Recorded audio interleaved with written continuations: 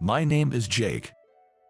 I work as a lawyer at one of the country's leading law firms. I handle multiple major corporate clients, specializing in acquisitions, partnerships, and strategic mergers between companies. Though I am now thriving as a top lawyer, my youth was shrouded in darkness. When I was in my second year of high school, my father was involved in an accident and passed away. Our family consisted of my father, mother, older brother, and me. My mother was a part-time worker, and my brother had just started his second year working. Though my mother worked part-time, our main source of income was my father, so his loss left us in financial hardship. Ideally, life insurance should have been paid out, but due to the circumstances surrounding my father's death, approval was delayed. My father worked for a local construction company. At a construction site, he was a site manager when he was crushed by falling equipment.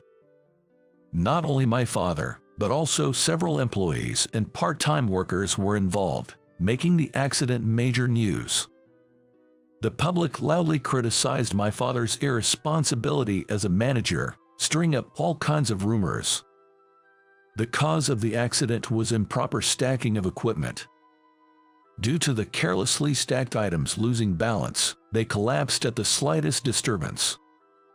A careless job allowed by a careless manager.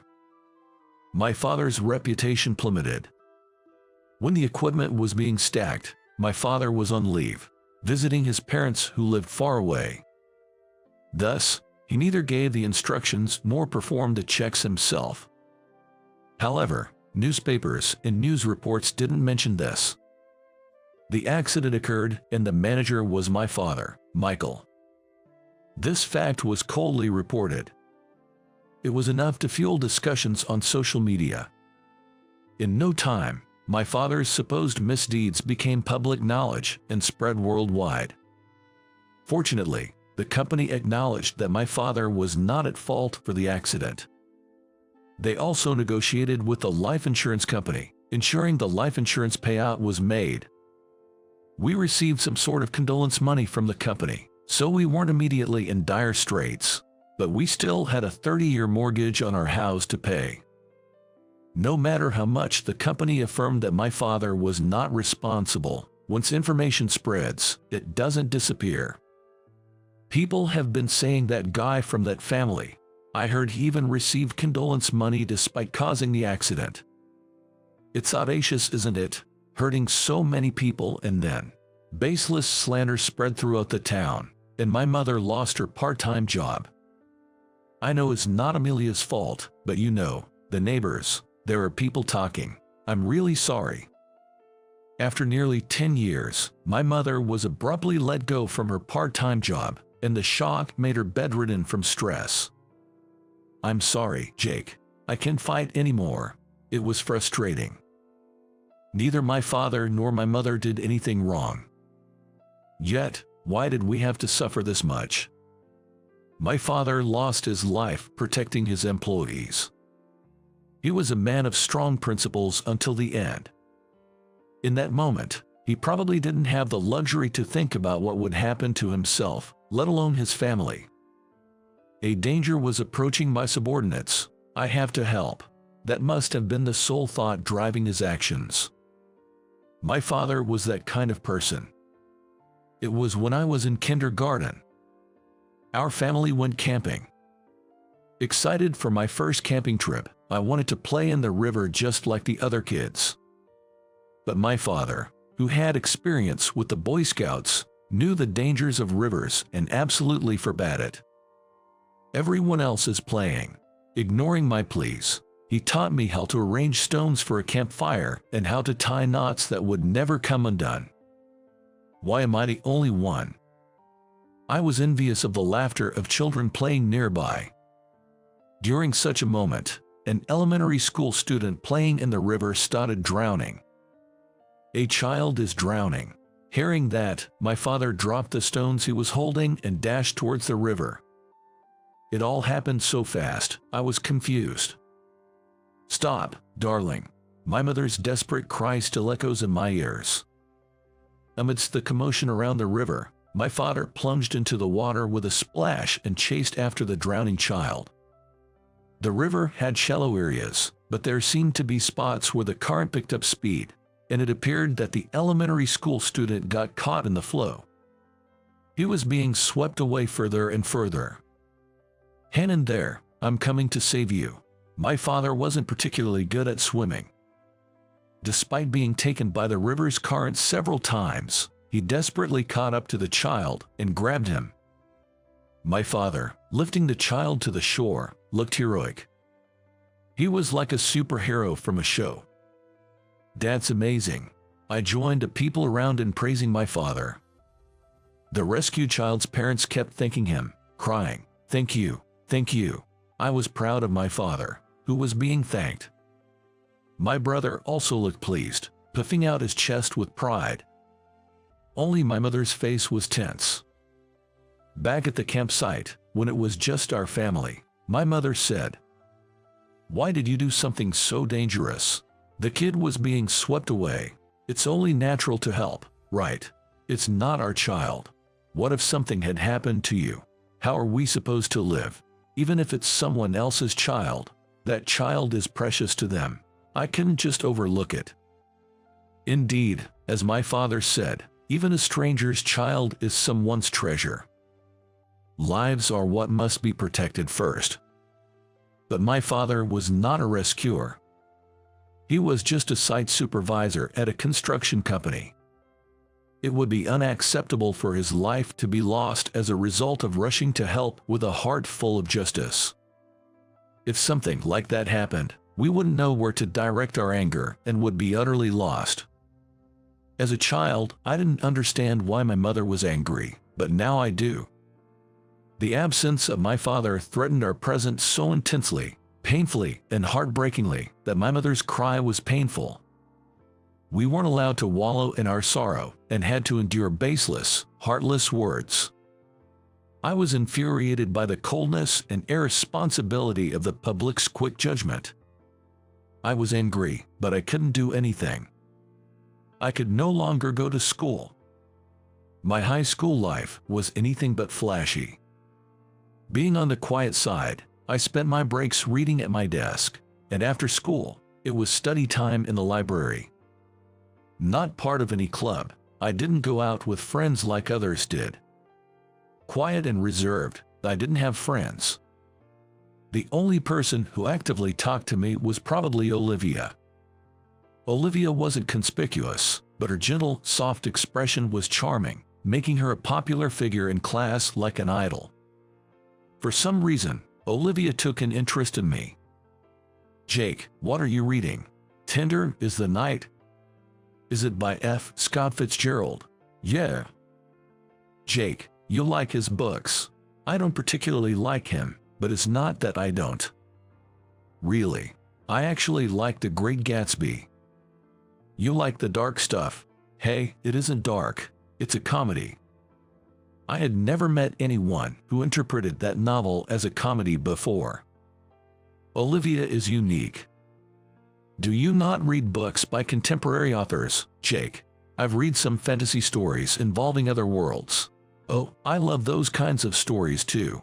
"Have you seen that show?" Olivia would chat innocently like this, observed from a distance by male students. On each of their faces was an unspoken thought. Why is she talking to him? It was amusing. The expressions on the female students watching these boys were aflame with jealousy, as if Olivia was trying to get attention from the boys. Being at the center of it all made me uncomfortable. But Olivia was so innocent, without malice, genuinely enjoying our conversation. So, I decided to enjoy my time with her as well. However, there are always those who envy others, unable to leave us to our cheerful conversation. They should just ignore us, as we're not harming anyone. Emily doesn't like Olivia.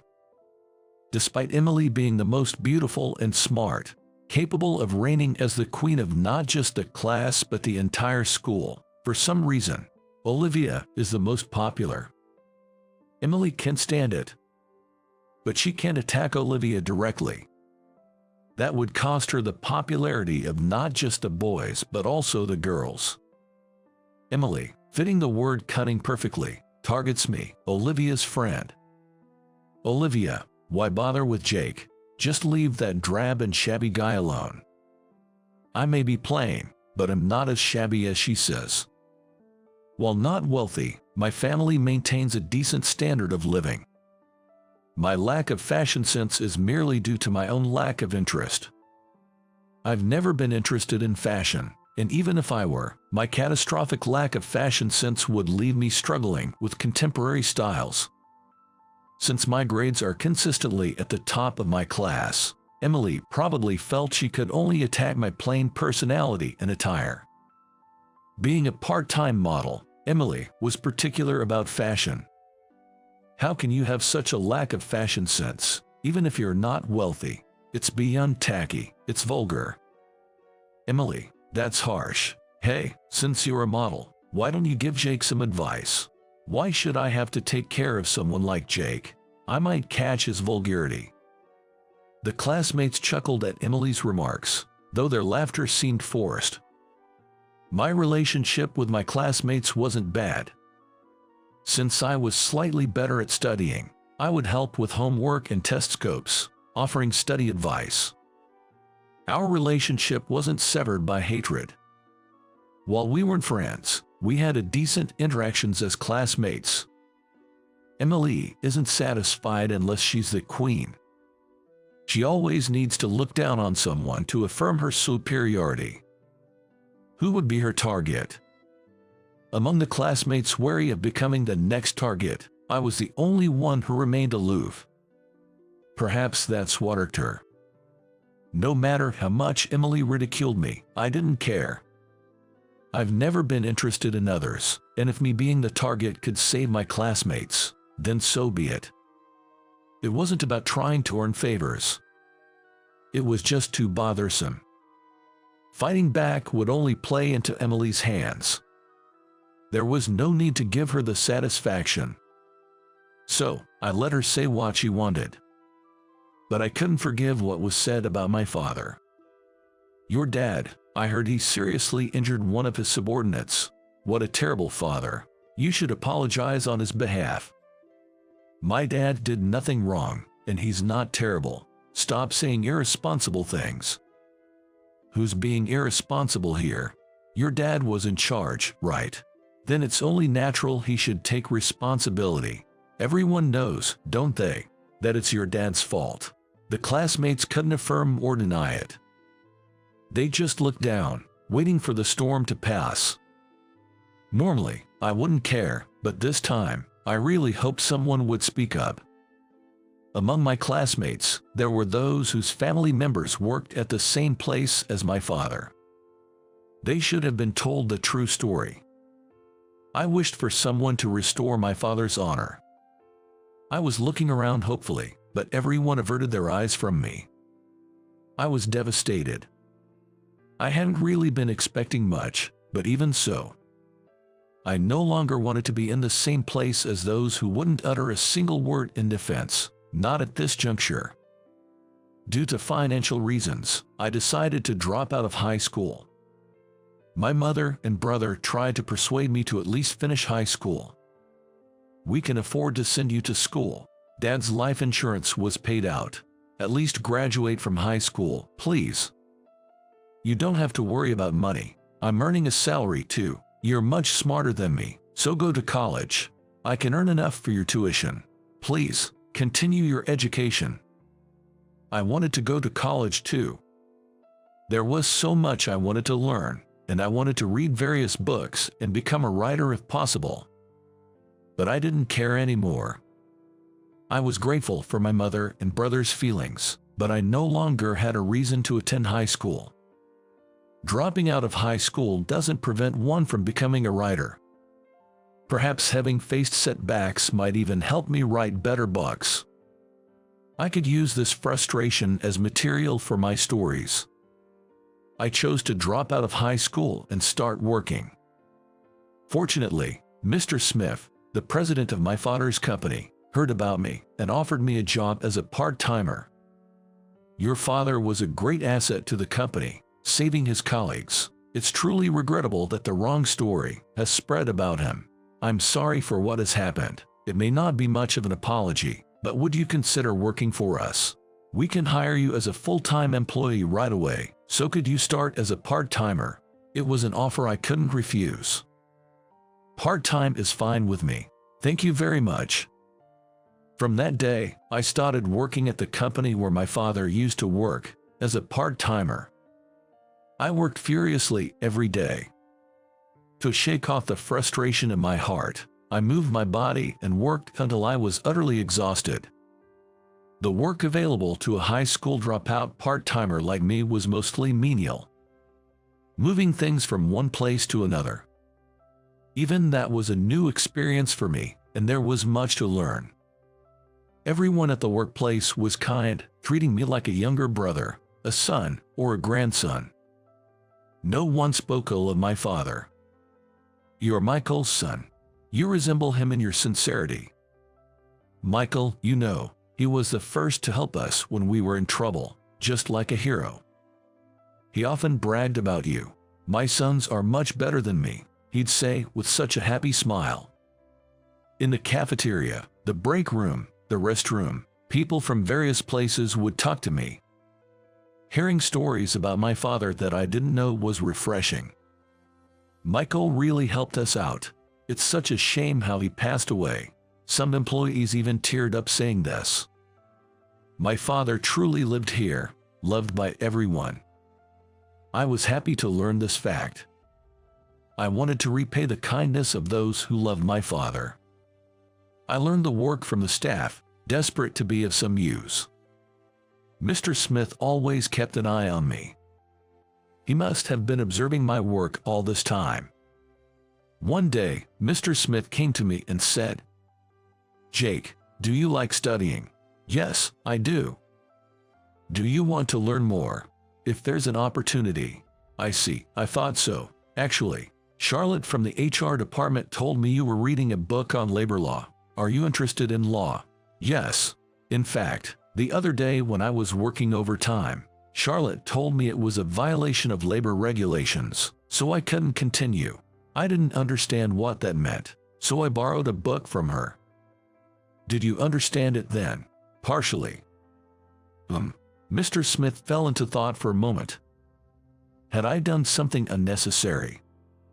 Should a part-timer like me not be interested in labor laws? As I stood there anxiously, Mr. Smith spoke up. How about it, Jake? Would you like to go to college and study law? I can't cover everything, but I can pay for some of the tuition. I was taken aback by the sudden offer. What was he suggesting? Mr. Smith, I dropped out of high school. There's no way I can go to college. What about attending a community college? I'll cover the costs, of course. Wait, why would Mr. Smith cover the costs? We caused a lot of trouble for Jake and your family because of the situation with your father. You were subjected to unfounded slander and must have suffered a lot. We should have spoken up more loudly to correct the mistake. I failed to make that effort, and I truly apologize. I know an apology now doesn't change much, but I want to help you, or rather, let me help you. Moved by Mr. Smith's sincere request, I felt touched. Mr. Smith, we've received enough apologies, and I'm already working here. That's enough for me. No, it's not enough. You have potential. It would be a waste for you to not use your talents here. How about it? Why not aim to become a lawyer? That proposal took me by surprise, leaving me nearly speechless. It seems you're interested in law, and we could use a reliable in-house lawyer. But becoming a lawyer isn't that simple. I know. Our current lawyer has been doing a great job for us so far. He's getting on in years, though, and we'll need to find a successor eventually. What do you think? Can you become a lawyer by the time we need to find a replacement? What a reckless idea. Despite knowing it was audacious, I was thrilled. Because my dream at the time was to become a lawyer. I had experienced the coldness and ugliness of the world through my father's situation. People who casually infringe on human rights and spread slander.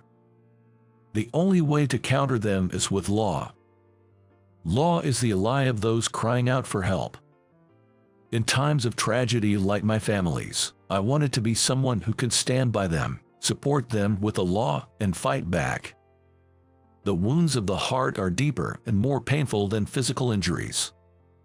To protect human rights and honor, which should be equal and fair, the power of law is effective. As a lawyer, I could protect people from undeserved suffering. I was grateful for Mr. Smith's offer. Though I had many conflicting emotions, I decided to rely on Mr. Smith's kindness. "Mr. Smith, thank you. I would like to pursue higher education. Could I just ask for permission to attend community college and for the entrance fee? Not just the entrance fee, I'll pay for all your tuition." "No, I must decline. I appreciate your sentiment, but I can't be that reliant. My father would be angry. I'll earn my tuition myself." "How will you do that?" "There was an ad for a newspaper delivery job, so I was thinking of doing that." "Then you should work at our construction site. We're short on traffic control staff on weekend and holidays. It should pay better than a paper route." "Thank you so much." With the warm support from those around me and Mr. Smith's assistance, I was able to go to college and continue my studies. I studied fiercely every day. While others were busy with clubs, parties, and social gatherings, I focused solely on my studies. I studied and worked. I had neither the time nor the financial freedom to play. My goal was to pass the bar exam and become a lawyer as soon as possible. That's where my journey of giving back would begin. I couldn't get into law school, so I had to start with the preliminary bar examination. The path was long and the study material extensive, but I managed to pass on my second attempt. Having finally become a lawyer, I was introduced by Ben to a law firm in another state. This firm specialized in corporate cases, so it was expected to be a valuable learning experience. The idea was to learn and bring that experience back to the company. I was on it. The office, bustling with major corporate clients, kept me, a rookie lawyer, constantly on my toes. I'm not sure if they saw potential in me or just needed a handy helper, but I was assigned to work with the ace lawyer. George, the ace, was incredibly skilled and known as a lawyer who never lost. His methods were thorough, not shying away from bold tactics to secure victory. He always clinched victory without letting emotions get in the way. While his methods were controversial, he was undoubtedly a figure worthy of respect. Though I was often pulled in all directions, I learned a great deal from him. I won't take such extreme measures like him, though there were aspects that served as a cautionary example. After 5 years of learning under him, I finally returned to my hometown. That's when I received an invitation to a high school reunion. Wondering why I was invited despite having left school early, I still felt a sense of nostalgia. With my return home decided, I thought, why not attend? Either time had softened my feelings, or I had become more forgiving. So, despite the unpleasant experiences, I decided to go. It was the day of the reunion. The venue was a restaurant near the station. It had a stylish and somewhat upscale ambience. I saw familiar faces here and there, evoking strong nostalgia. Having left school early under such circumstances back then, I wondered how I should present myself upon entering. As I hesitated, a male voice called out, "Is that Jake?" "Jake, wow, it's been so long. Man, it's been ages. Jake, what have you been up to?" To my surprise, my classmates greeted me warmly, filled with nostalgia. Olivia was there too. "Jake, long time no see. How have you been?" "Yeah, I've been good. You seem well too, Olivia." "Thanks to you. Are you still reading?" "Yeah, but I still can see The Great Gatsby as a comedy." "Jake, you're still the same, but it's rare to see you at a reunion. Is this your first time?" It was indeed rare, considering I had left high school early and shouldn't have been on the invitation list. Reunions were something completely unrelated to me. Yet, this time I was invited. Right, I ran into Emily that day and she invited me to the reunion. That's how the invitation ended up at my parents' house. Well, if it isn't Jake, you actually came, Emily approached with a sly smile. Upon returning to my hometown, I left my job and took a short vacation. I thought it was a good opportunity to rest my overly busy body, especially since there was also moving work to be done. Since I was moving back to my parents' house, there wasn't much to pack. 2 weeks of vacation felt almost too long. When I visited my father's former company, Mr. Smith, who had aged a bit, warmly welcomed me back. You've really become quite impressive. From now on, I'm counting on you as our legal advisor.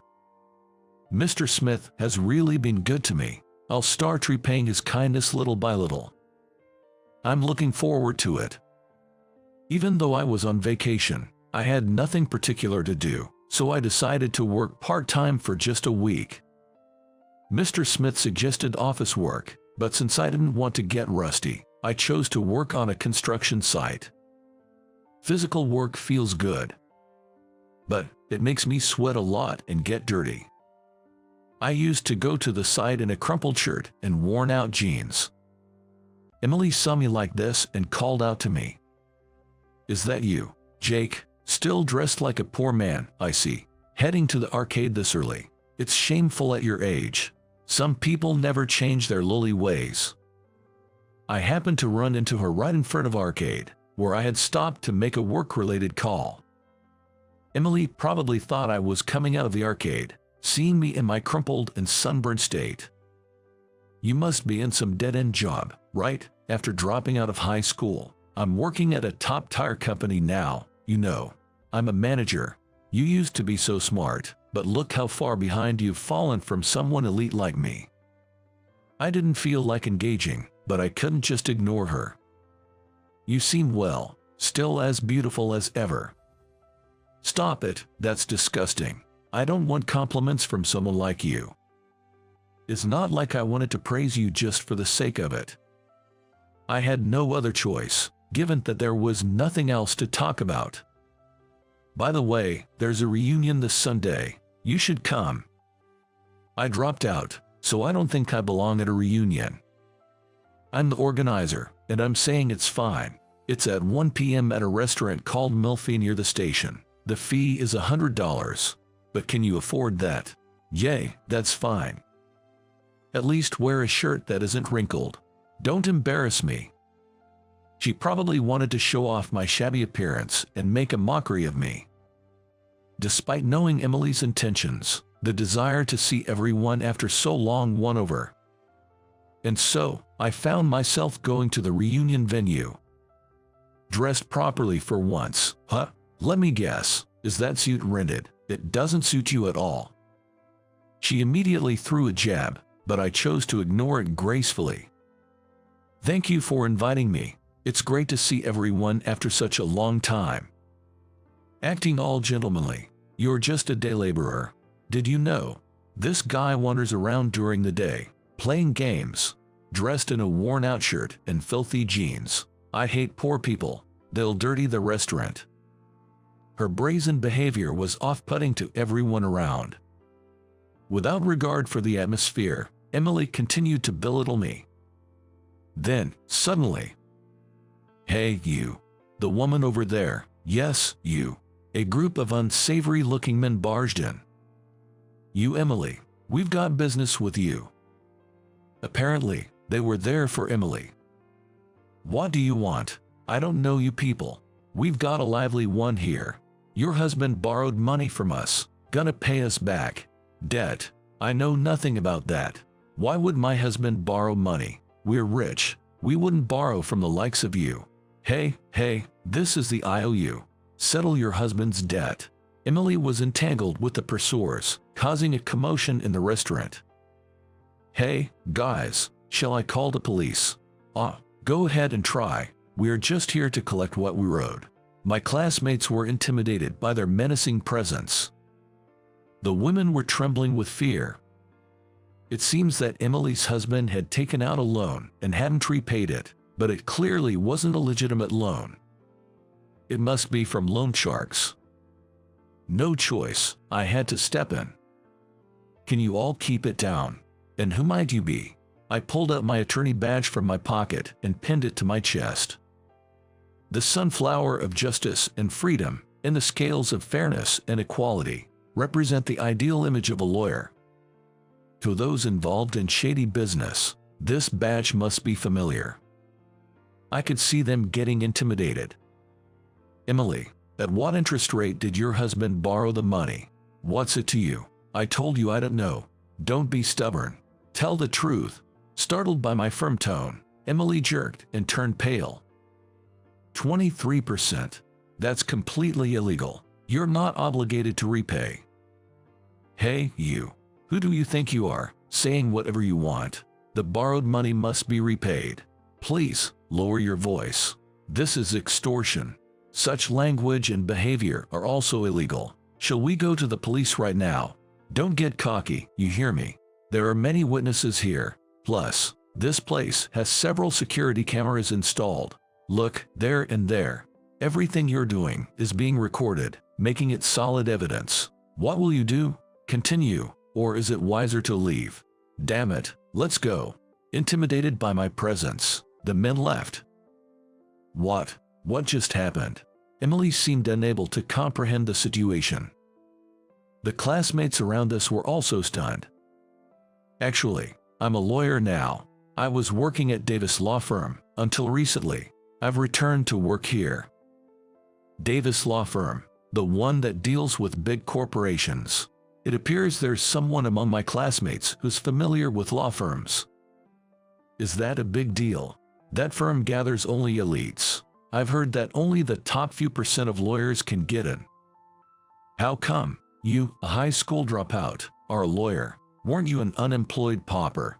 With no other choice, I shared my story with everyone. After dropping out of high school, I went to community college and then to university. I majored in law at university and graduated as valedictorian. I passed the bar exam on my second attempt and became a lawyer. After 5 years of training, I returned as an exclusive legal advisor to repay the company that had helped me. Well, Jake, you've really made something of yourself.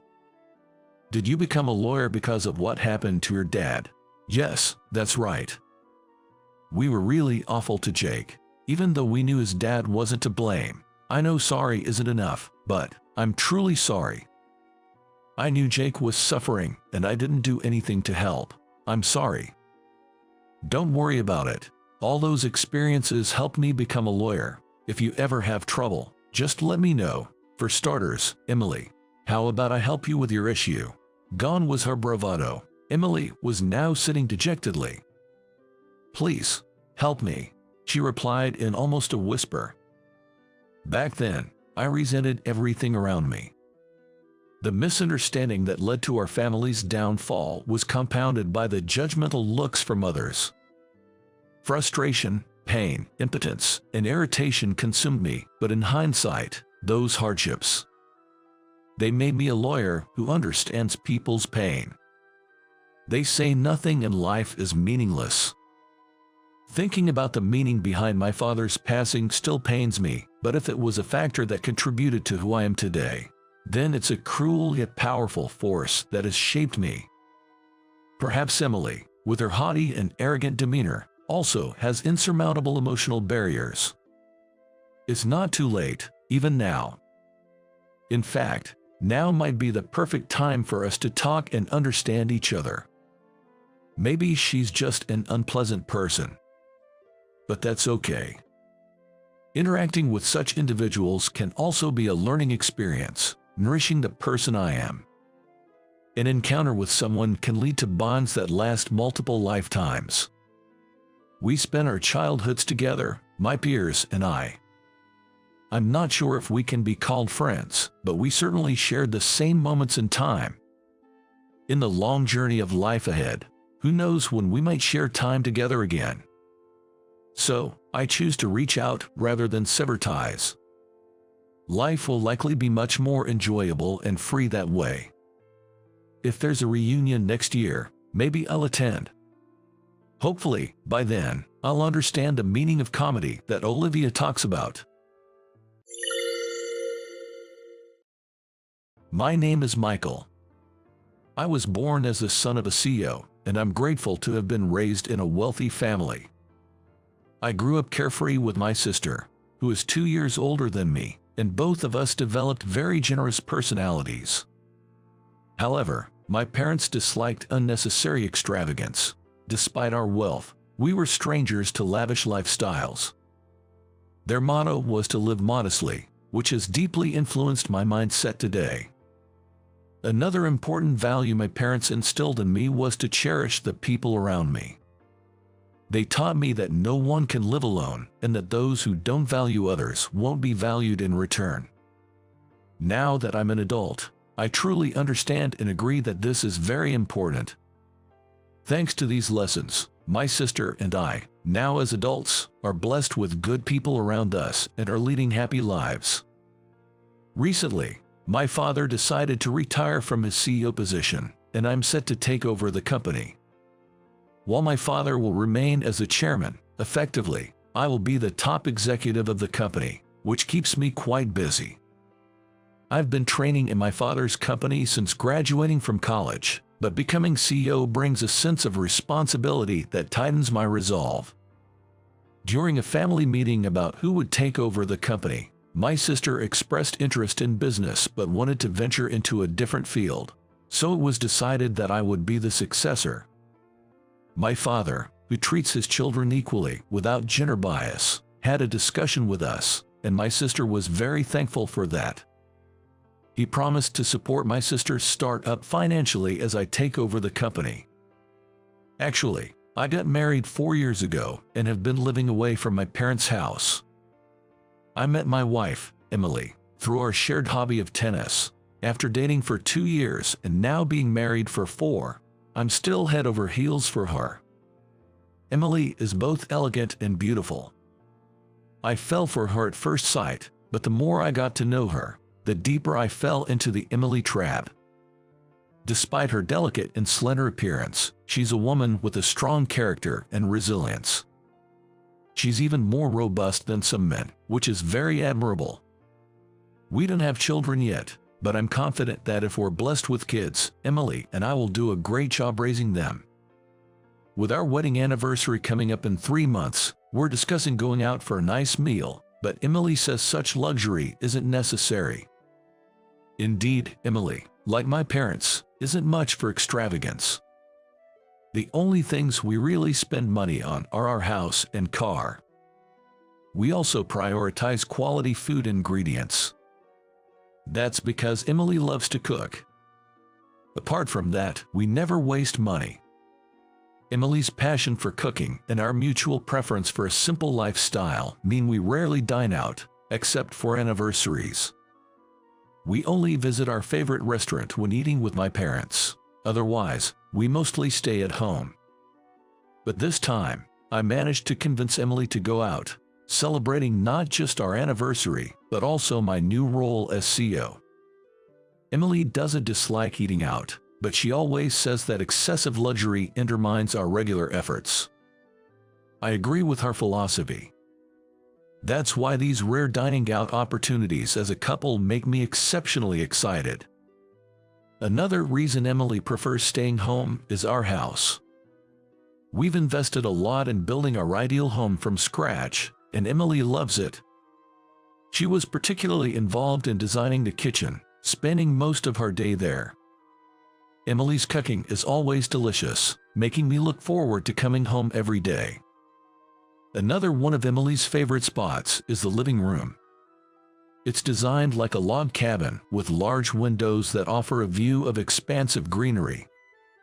Emily loves sitting in front of the window, either in a rocking chair or on a large sofa, sipping coffee while enjoying the view. When she's not in the kitchen, she's usually there. I also love this room, so reading while taking in the scenery from the living room has become a daily routine for me. Michael, here's something to go with your reading. Well, This looks delicious. Thanks, Emily. You're welcome. I'll take a little break too. When I'm reading, Emily sometimes makes snacks for me. My favorite is her cinnamon cookies. They're the perfect reading companion and go well with coffee.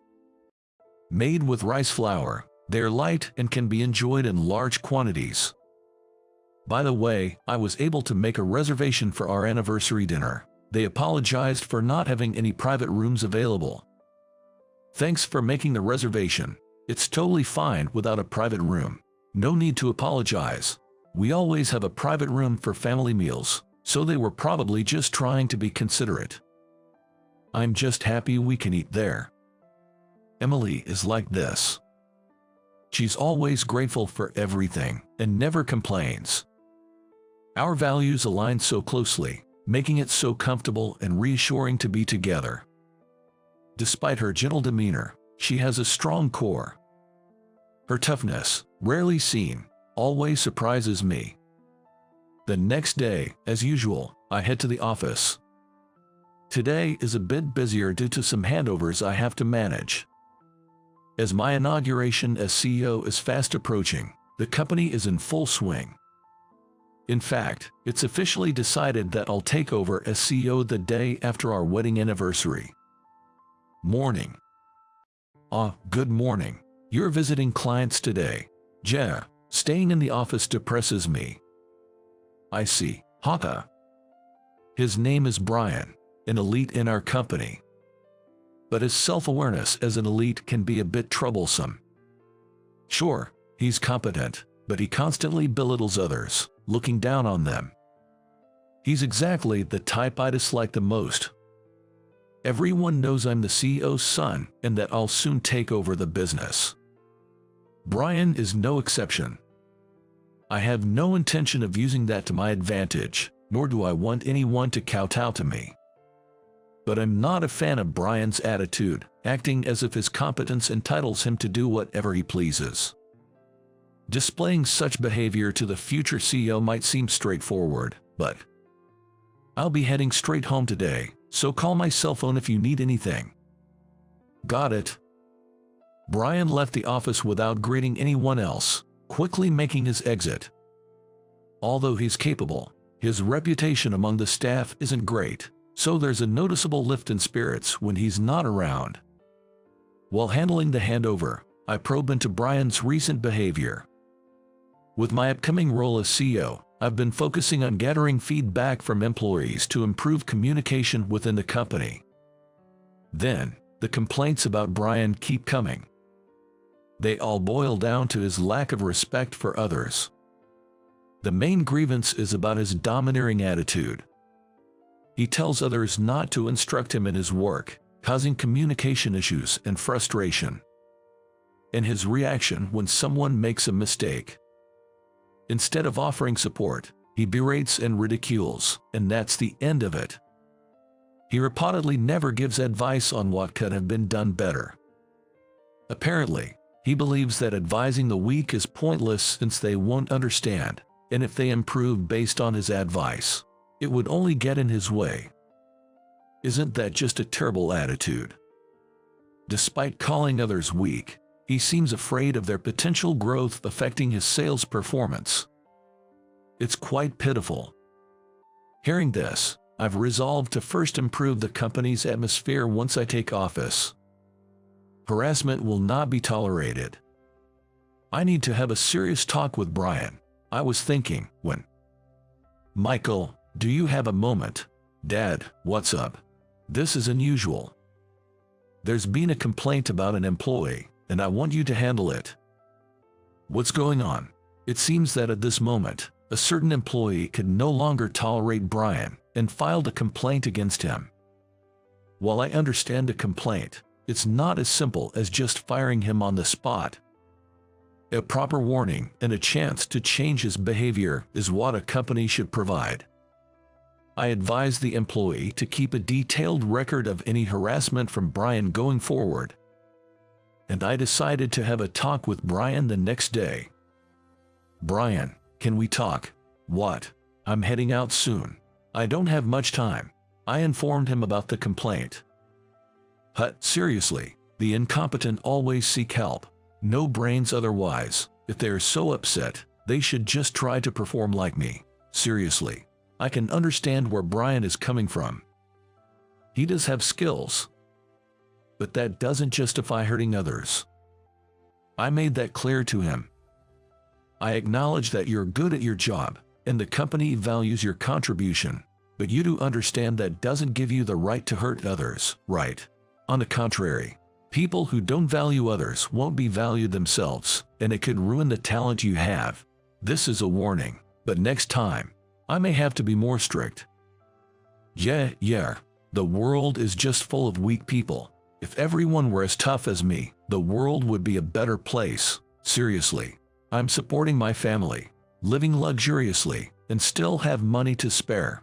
Everyone else is just too soft. It's up to you how you spend your money. But remember, not everyone shares the same values. Just keep that in mind. Talking to Brian can be exhausting. I'm earning money, indulging in luxuries, and supporting my family. So what does that really mean? Why does he use these as weapons to belittle others? Having financial security is wonderful because it can provide peace of mind. But isn't that supposed to calm one's own heart rather than being used as a weapon to hurt others? Luxury isn't something to flaunt. If you're indulging just to show off, it might actually be impoverishing your spirit. I can't understand it at all. Dealing with Brian and his complex feelings, I can only softly convey the message as the current president's messenger until I officially take over. Handling situations like these might actually be something I'm better at than my father. So I'm somewhat looking forward to tackling these challenges once I'm CEO, alas.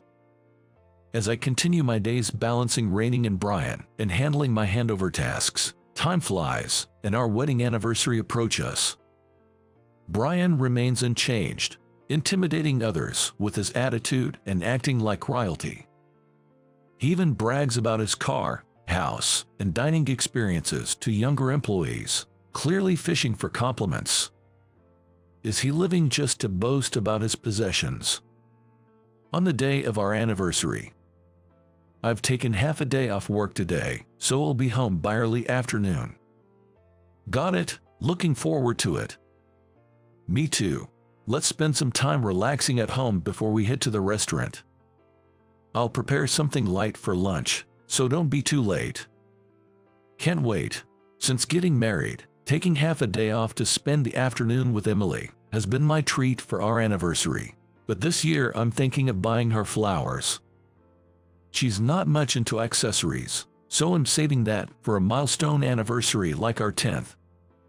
Arriving at the office, I find Brian unusually seated at his desk. Well, it doesn't matter much to me since I'll only be at the office for a few hours today. Morning. Yeah, hi. Can't this man greet people properly? It's rare to see you in the office. I've got a backlog of paperwork today. Right. Typically, employees who are often out have internal assistants to help with paperwork.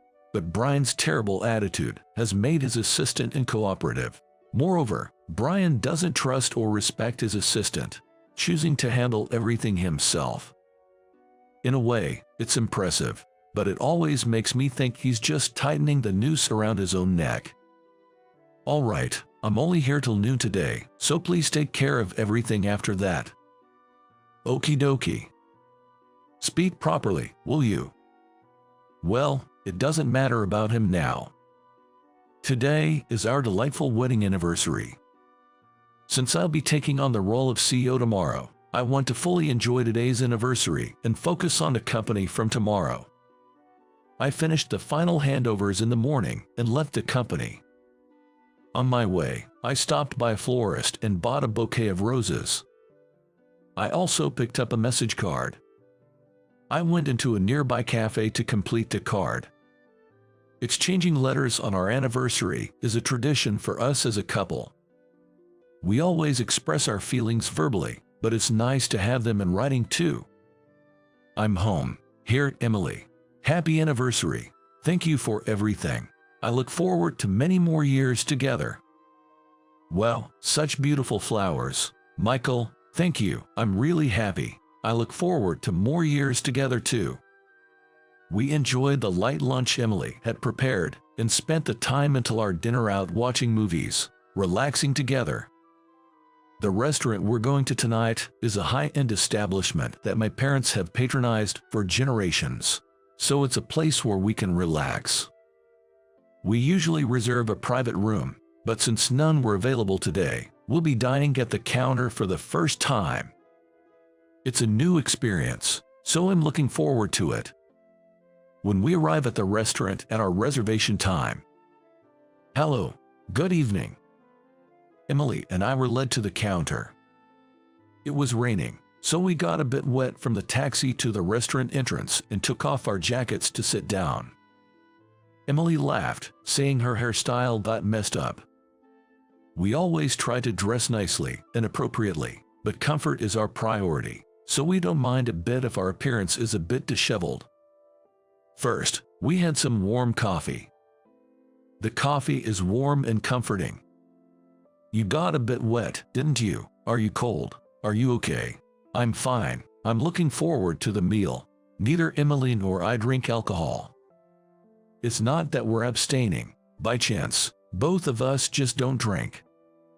We thought about having some wine for a change since it's our anniversary, but since there's tomorrow to think about, we decided to stick with coffee.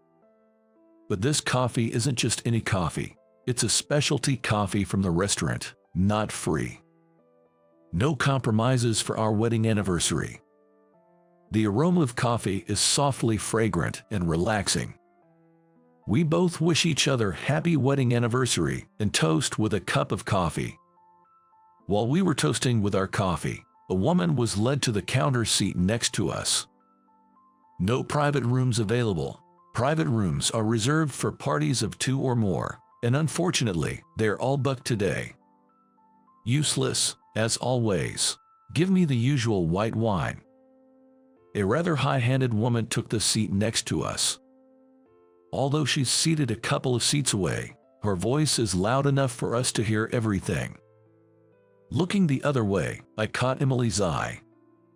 Emily just smiled sweetly at me. Ah, my soothing angel. Today is about celebrating with Emily. I regretted even momentarily paying attention to the woman next seat. Is this freshly opened? Yes, it was opened just today. Don't underestimate me. I won't accept anything that's not fresh. She's been noisy since she arrived. On our special anniversary, no less. Maybe we should have chosen a different restaurant if we couldn't get a private room. Emily, sorry we couldn't get a private room. I apologized to Emily in a soft voice. It's totally fine. Let's enjoy the meal.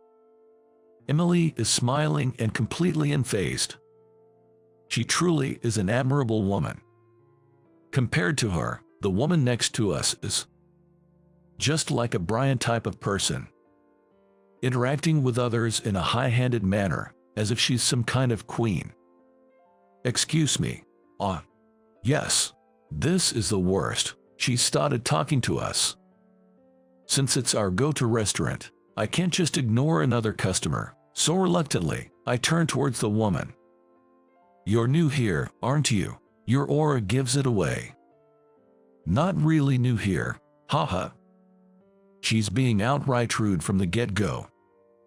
I just want to handle this quickly and end it.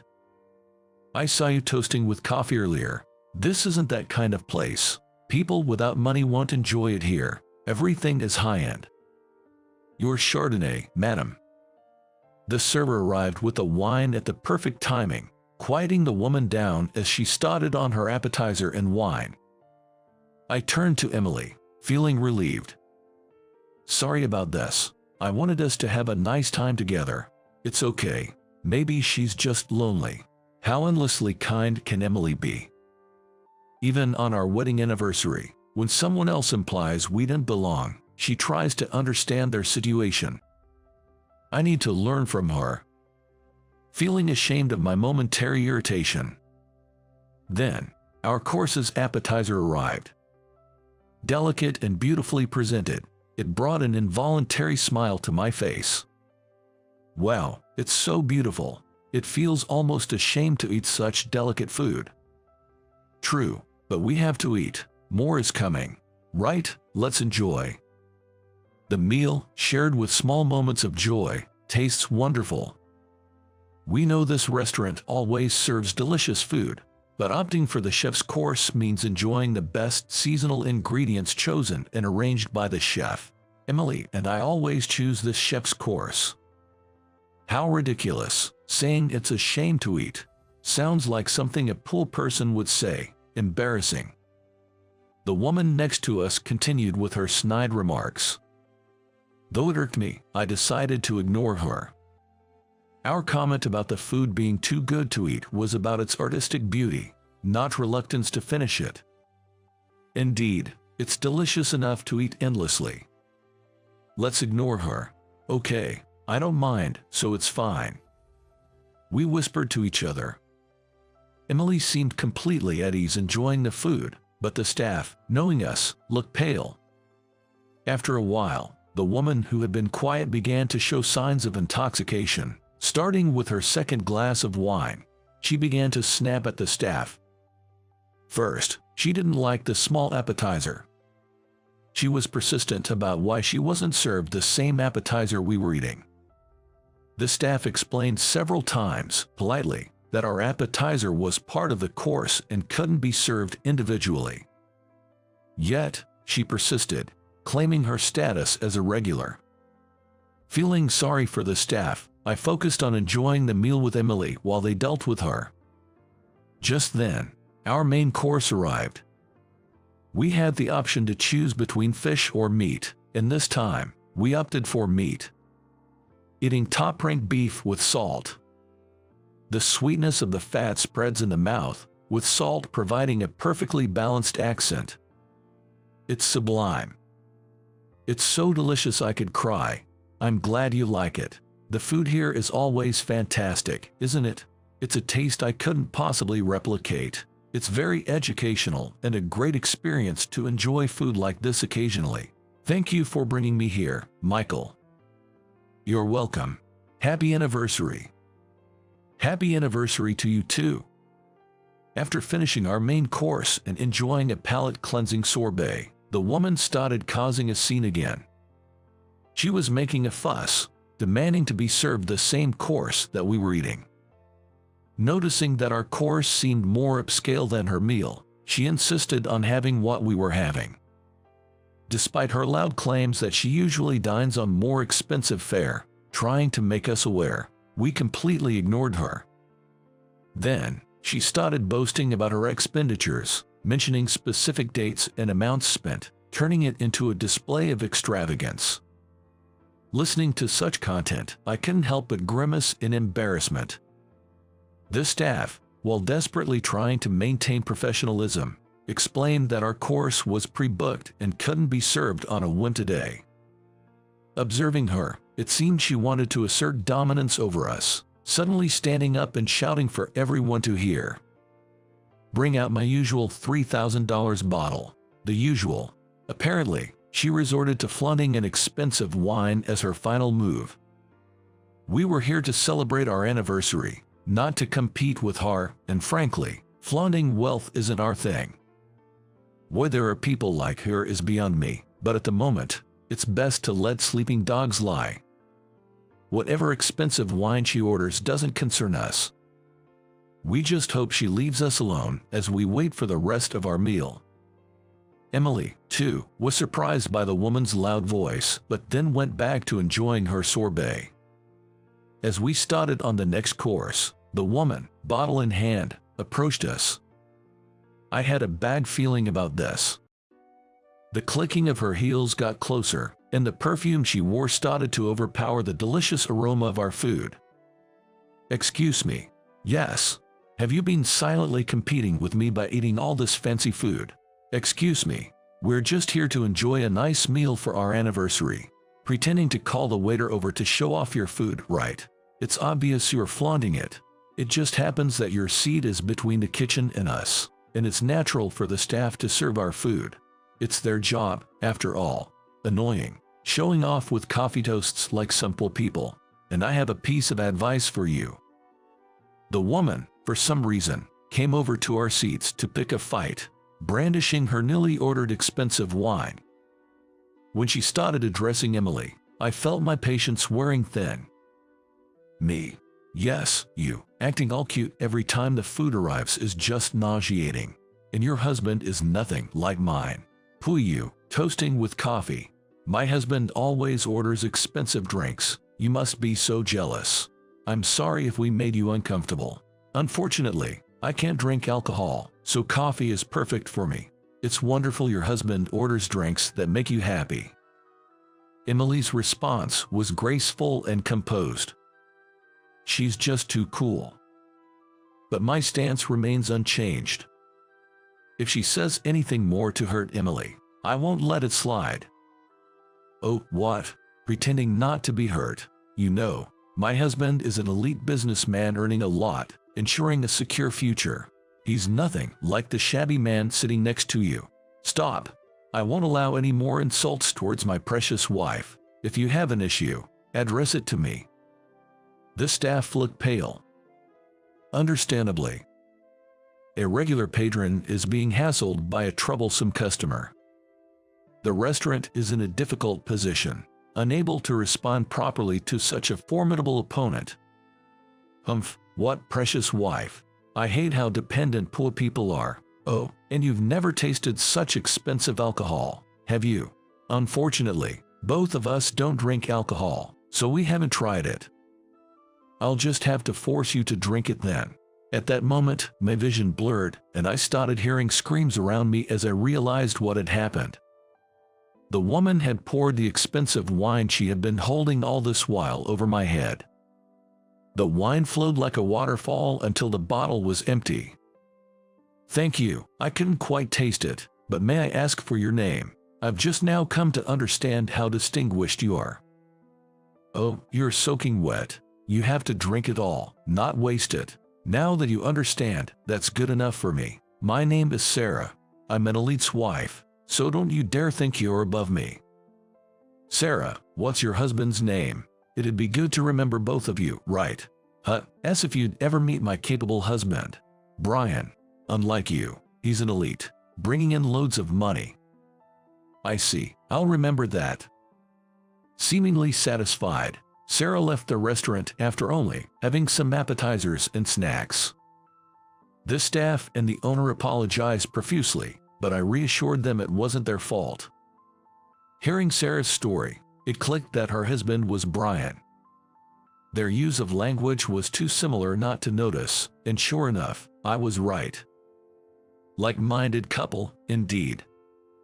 According to the staff, Sarah always visits alone and has never come with her husband. She's known to cause trouble by trying to assert dominance over other customers. Emily laughed, saying, "We really got a show, didn't we?" with a smile. Her calmness is soothing.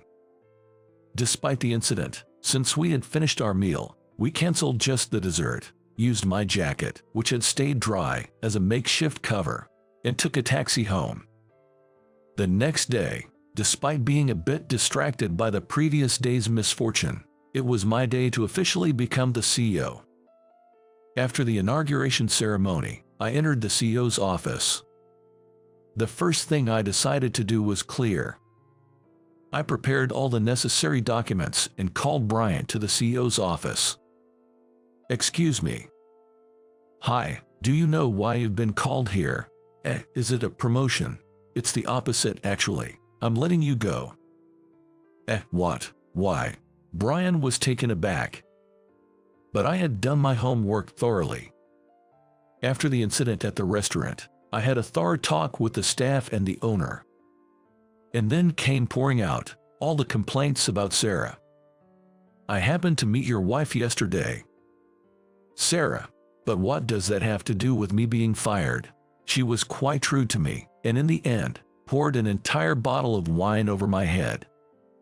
After telling Brian about everything that happened yesterday, he turned pale. Sweat poured down his face as he started to tremble. I told Brian to calm down and offered him some water. "I'm so sorry. I'll make sure to talk to my wife. Please don't fire me. It's not just about your wife." "What? Brian, you've been telling your wife to be worthy of someone like you, an elite. To not associate with poor people but to brag about you instead. To always show off your status." Well, indeed, Brian had been instructing his wife to strive to match him and to boast about him to the world. I cannot tolerate using our company's name to hurt others. Our company's principle is to always be grateful to those around us. You've strayed too far from that principle, and your behavior at work has been escalating, hasn't it? That's absolutely not true. I've been careful since I was warned. Do you think it's okay as long as you don't say anything? Throwing documents, ignoring people when spoken to, banging on desks, kicking chairs. All of this is considered harassment, and all the employees have been keeping records. We have all the evidence. I didn't know. I was recorded. Brian seemed to think he could avoid harassment allegations by not verbalizing it, but that's not how it works. After losing his ability to speak, Brian became even more aggressive and high-handed. I had all the records sent to me, providing ample grounds for his dismissal. While I couldn't forgive what Sarah did, if Brian hadn't been such a person, perhaps Sarah might have been different. Considering this, I couldn't just leave Brian unchecked. For the company, losing Brian's sales skills was less of a loss compared to losing other valuable employees. I made the decision to fire him in good conscience. Afterwards, Brian accepted his dismissal and left the company. Apparently, he and Sarah had been in a troubled marriage for years, initially marrying for his money. When Brian lost his job, Sarah, having lost interest, filed for divorce. However, Brian, fearing the social stigma of losing his job and getting divorced, refused. Instead, he blamed Sarah for his job loss and filed a lawsuit for compensation. Of course, Sarah refused to pay any alimony, leading to a messy divorce battle. Both were individuals who believed being a part of the elite was their status. Their marriage was more about maintaining appearances than about love. A loveless marriage eroded their souls, with Sarah maintaining her balance by asserting dominance over others and Brian through harassment. While I felt sorry for them, helping them wasn't the company's job. I hoped they would relearn what's truly important in life. As for me, becoming CEO and firing Brian as my first act turned me into a hero among employees. I didn't want to be a hero for firing someone, but I was glad it showed I treated employees fairly. To improve the company's openness, I keep the door to my office open every day. It's to make it easy for anyone to talk to me frankly. However, not many people casually stop by the CEO's office. Still, it's really fun when my colleagues, who used to work alongside me, gather in the CEO's office during lunch break to eat together. My father, now chairman, occasionally joined us for lunch, saying he never experienced such openness during his tenure as CEO. I wanted to preserve my father's teachings while introducing new ideas. Emily continued her usual routine in our home's kitchen and living room. She constantly came up with delicious recipes and let me taste test them, each one amazing. We still didn't dine out much, but considering recent events, staying home felt like the happiest option. Every night, we'd drink coffee by the fireplace, sharing our day's stories. Emily said cooking was her stress reliever and asked me to let her keep doing it, so I planned to indulge her for a while. If she ever got tired of cooking, I wouldn't mind hiring a personal chef. I'm willing to spend money for our happiness. We agreed to value our current happiness and avoid unnecessary expenses. While it meant a modest lifestyle for a while, it was our way of being happy. I'll continue working hard to protect this happiness. We even talked about a stork visiting us soon, giving me more reason to work hard. Until that day comes, Emily and I will enjoy our life together. The moment I opened the door to my childhood home for the first time in 6 years, I found myself face to face with someone I had never intended to see again. Long time no see, you're still alive, oh. Reluctantly returning home at my mother's insistence, I found that Michael hadn't changed much. Sneering at me right beside Michael was my ex-wife, Laura, whose marriage hadn't lasted even a year. Behind the two of them, a small child peeked at us from the depths of the house, hiding in my mother's shadow. This 6 years passed by in a flash, but it was just long enough for me to try and forget the two who had deceived me. However, even after such a long time, seeing Michael and Laura again brought back the deep-seated hatred I had tucked away. I never wanted to see Michael and Laura's faces again from that day forward, and I had no intention of ever returning to this house. I only came back this time because I was surprised by my mother's unusually fervent plea, begging me to come home in a raised voice, and I wanted to know why. I had no intention of staying long. I planned to hear her out at the entrance and then leave immediately.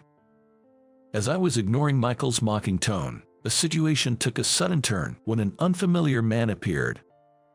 After hearing what the man had to say, Michael and Laura's faces turned pale, unlike mine, which was simply stunned. And so, the lives of all of us present in this family were greatly altered. My name is James. I'm 35 and already divorced. Despite this, I've always wanted to give back to my parents who raised me. So, having always been good at studies, I graduated from a top university and then joined a major corporation closely related to my family's business. My family runs a small-town factory, but it possesses world-class technology as a subcontractor to major companies. My father, who has been running this factory for years, is someone I've always looked up to. I intended to take over the family business ever since I was young and studied management in college, but my father had other ideas. Still, I decided to work for the major corporation that contracts us as a subcontractor to support the family business. I was filled with hope that this would help protect our family, and embarked on a new life as a working adult. However, my father is a true craftsman and leads a life centered around his work. Of course, I have no memories of being taken anywhere during summer vacations or holidays. But that was fine by me. However, my twin brother Michael was always different, constantly complaining to our parents. Michael, who dropped out of high school, neither worked part-time or helped with the family business, and spent his days in excessive freedom, often going out.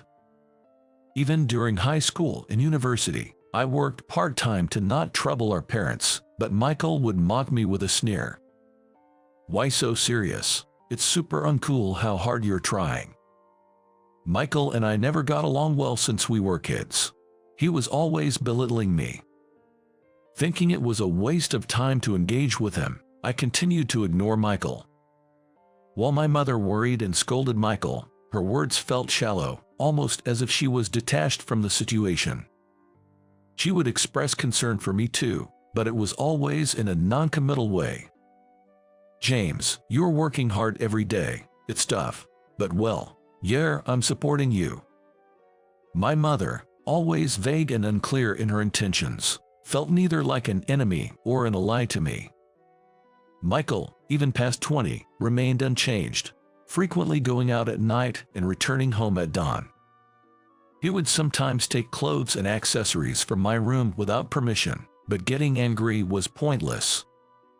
Surrounded by a family I couldn't rely on, my stress only accumulated. Once I got used to working and felt settled in my job, I decided to marry Laura, whom I had been dating since high school. Laura was different from my indecisive mother. Laura's straightforward nature, always telling things as they are, helps clear my hesitations. At that time, I believed marrying Laura was necessary for my life. Moving out of my parents' house upon marriage, Laura and I started our life together in a small apartment, but things didn't go smoothly. The reason was that, on top of both of us working, Laura was not good at household chores. Initially, I thought I could handle the chores, but as work became busier, household matters were inevitably neglected. 2 months into our marriage, I readily agreed to Laura's suggestion, and we ended up moving back to my parents' house. My mother and Laura got along well, and my mother was in favor of us living together. The only concern was Michael. It's not that Michael and Laura didn't get along. I was worried that Michael, who mocked us for working hard, would ridicule us. Living with Michael, who was a part-time worker and always out having fun, was honestly something I was opposed to. After moving back in with my family, my expectations for a promotion were met with frequent business trips, both domestic and international, leaving me away from home quite often. I worried every time I left that Laura might end up having to deal with troublesome matters because of Michael's freewheeling nature. Upon returning from long trips, I made it a point to rush home, but it seemed Laura managed to skillfully avoid any major issues with Michael. One day, after returning from a months-long overseas trip, I hurried home upon hearing that I was going to be transferred to the headquarters and even promoted. I thought Laura would be delighted, and with excitement, I opened the front door. Laura greeted me, but something felt off. "Is something wrong?" Yeah, I'll tell you later." Laura, unusually hesitant and seeming restless, laid out her words awkwardly. Hoping to cheer her up, I shared the news about my transfer. "Guess what? I've got some amazing news. I'll be working at the headquarters starting next week, less traveling, and I'm even getting promoted to assistant manager." I reached for Laura's hand to share the joy, but she coldly shrugged me off. Confused and anxious, I was blindsided by Laura's shocking revelation. "Actually, I'm pregnant, and the child is Michael's." I couldn't believe my ears and asked her to repeat herself, but Laura offered no further explanation. Then, despite it being early evening, Michael returned home drunk. Bro, you're back. Did you hear from Laura? Turns out something happened. It's hilarious." I couldn't see what was so funny. Michael, shoes scattered at the entrance, slung an arm around Laura and staggered into the house. Even pressing my mother for answers about their relationship only returned nonsensical responses. "It's wonderful to have a grandchild." Overwhelmed by a sense of something snapping within me, I immediately started to proceed for divorce. "I'll have a lawyer take care of the divorce." I silently packed my things and arranged for a move that very day. I announced my departure, but Michael, Laura, nor even my mother said anything. Disgusted with my hopeless family, I declared my disownment and left my childhood home behind. I rented an apartment near my workplace and threw myself into my job. Though I joined a company intending to prioritize deals with my family business, I was now swamped with unrelated tasks. But that was for the best. Dealing with my family's business under these circumstances would have likely led to a terrible outcome. 6 years flew by, and immersed in work, I managed to forget all about Michael and Laura. Then, out of the blue, my mother called. "James, it's been a while. I need you to come home right away. This is a once-in-a-lifetime request from me. Please, come back just this once." Pressured by my mother's rare assertiveness, I reluctantly decided to visit my family home. The divorce from Laura was finalized smoothly, but I never received any payments she owed me for her lavish spending during our marriage. Initially, I had my lawyer send reminders, but they were ignored without response. Perhaps they had no money, having had a child. I had given up on them for various reasons, and wanting no contact with Michael, I had tolerated the unpaid debts. Now, I had to face Michael and Laura for the first time in 6 years. As I neared my family home, my stomach twisted in knots. Forcing my heavy legs to move, I reached the entrance and was met by Michael's smirking face. unchanged from the past. "Long time no see, you're still breathing, huh?" Compelled by my mother's forceful words to return, I found Michael, still living at home, was the same as ever in many ways. Beside Michael, Laura, unrecognizable from 6 years ago, mocked me with a similar smirk. Facing them again, the hatred I had buried deep inside seemed to resurface. Then, from behind Michael, I noticed an unfamiliar child peeking from the depths of the house. Probably Michael and Laura's. As Michael made light remarks, my mother, holding the child, intervened to stop the conversation. "I hate to say this, but your father collapsed 3 days ago and is now hospitalized." Hearing my mother's words, I was shocked to the point where it felt like my heart might stop. But I wasn't the only one taken aback.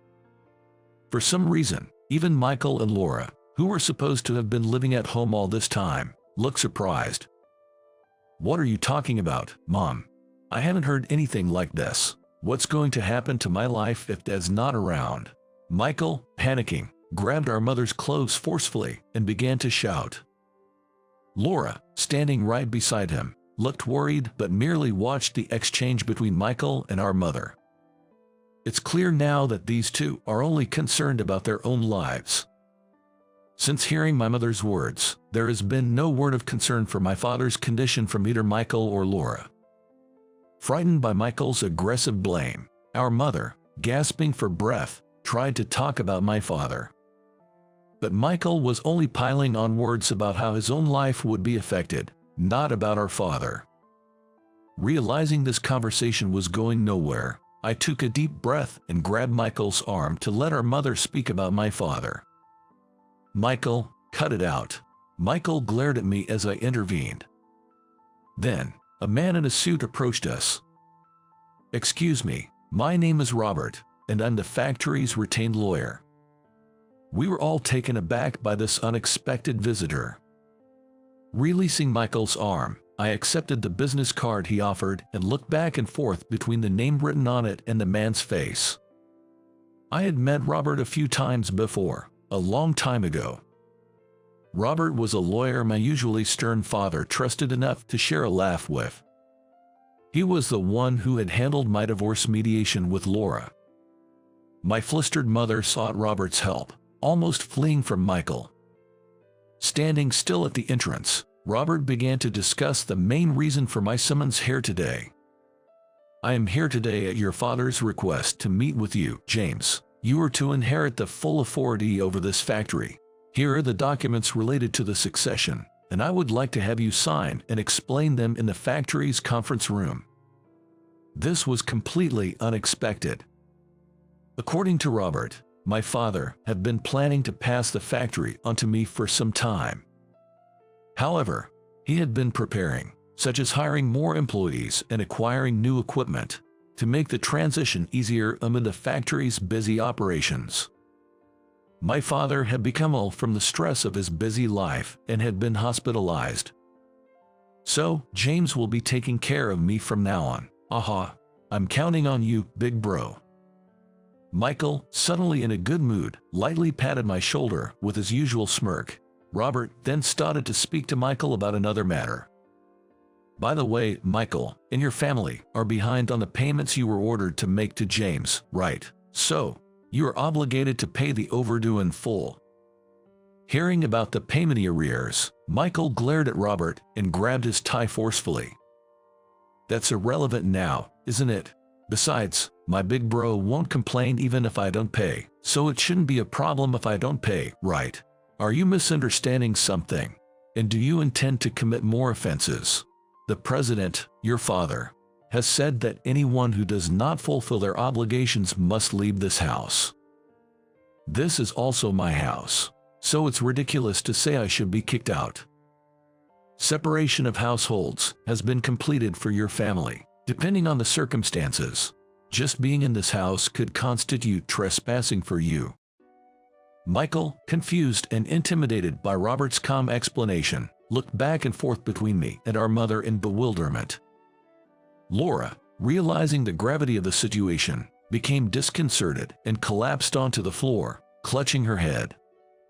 As I looked at them with disdain, my mother, unusually, started yelling at Michael. "Do you realize how much trouble you've caused your son Jacob? Do you know how much suffering you've brought upon our family because of your actions? This is an order from your father, so please leave immediately." I was surprised by my mother's yelling, something I had never heard before. Shrinking under our mother's fury, Michael sat down, pale-faced and unable to move. The reason my mother was so angry, on top of what Robert shared about my father's feelings, was because my nephew Jacob had been living a miserable life. The story my mother told next left me beyond shocked and utterly dismayed. Michael continued his usual behavior, not working, squandering large sums on gambling and alcohol, and accumulating significant debt. Laura, fed up with Michael, did not want to take care of Jacob and started working part-time, using the money to go out. Ultimately, it was my mother who had been looking after Jacob all this time. Growing up in such an environment, Jacob never grew close to his parents, Michael and Laura. With my father constantly away for work and only home to eat or sleep, Jacob essentially lived with just my mother. According to Robert, my father had been concerned for Jacob but had never been involved in child rearing due to his work, so he didn't know how to interact with his beloved grandson. Indeed, it seemed only natural that Michael and Laura would be disowned by my father.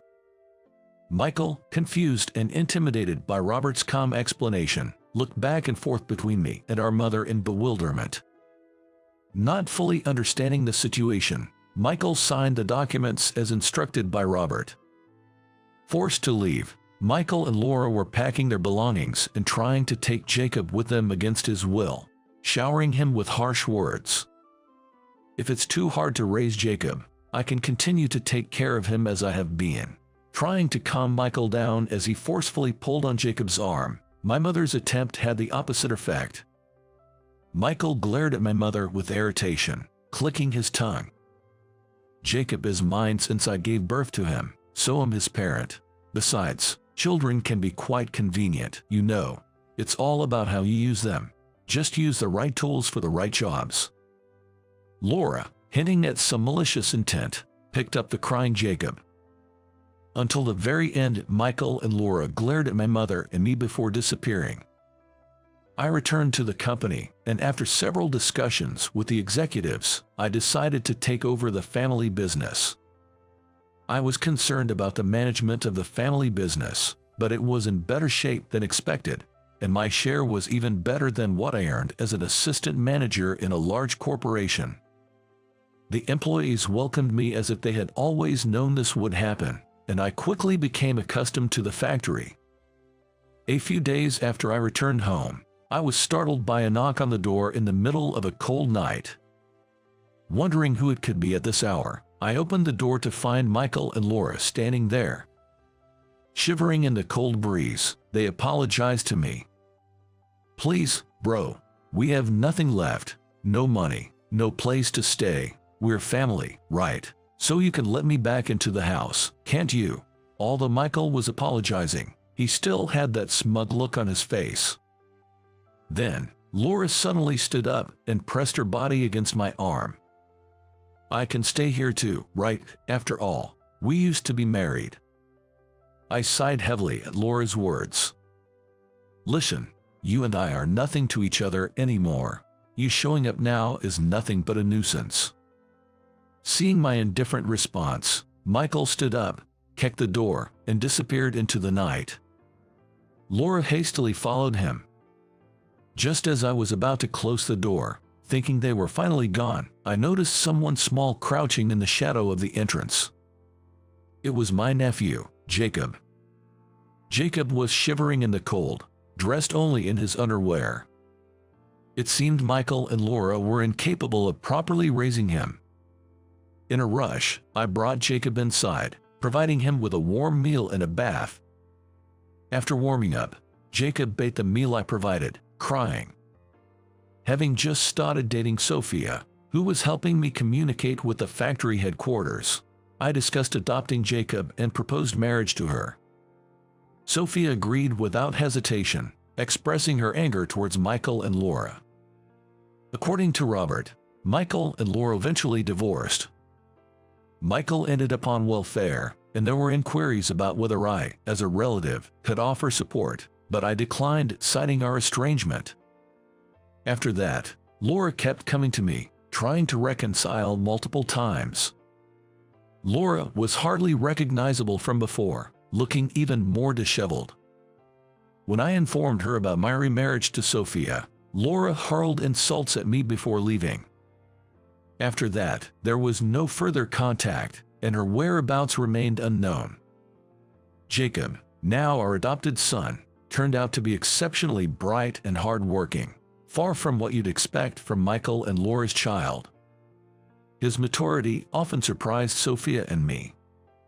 My father, having recovered and retired from work, doted on Jacob, showering him with love. Before we knew it, 30 years had passed since the ordeal with Michael. The factory has grown even larger, and now it has become a major corporation, rivaling the size of the large contracting company I used to work for. The company's performance has improved significantly, and the connections I and Sophia had from our time working there have served as a network, leading us to consider expanding overseas. Jacob grew into a fine adult, and Sophia and I lived happily. When Jacob, nearly my age when I took over the factory, expressed his desire to inherit the business, I was overjoyed to tears. However, Jacob mentioned feeling guilty about suddenly taking a high position, not wanting to overshadow the employees who had worked hard over the years.